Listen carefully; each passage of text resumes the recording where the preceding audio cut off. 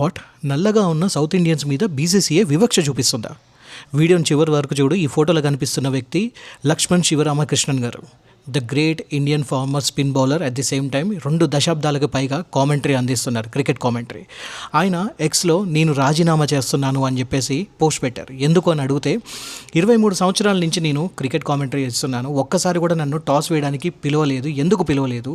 ప్రతిసారి రవిశాస్త్రిని పిలుస్తారు లేదా కొత్త వాళ్ళని పిలుస్తారు, కానీ నన్ను మాత్రం పక్కన పెట్టారు. రవిశాస్త్రి ఆఖరికి కోచ్గా ఉన్న టైంలో అన్న నన్ను పిలుస్తారనుకుంటే అప్పుడు కూడా పిలవలేదు. అందుకోసమే నేను రిజైన్ చేస్తున్నాను అని చెప్పి అన్నారు.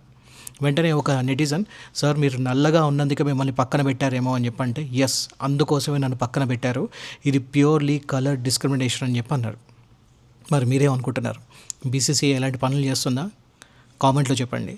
అండ్ వీడియో నచ్చితే లైక్ తప్పకుండా చేయండి, share, at the same time subscribe to sports 99 TV channel. మీకు ఇలాంటి వీడియోస్ మరిన్ని తీసుకొస్తానని మాటిస్తాను.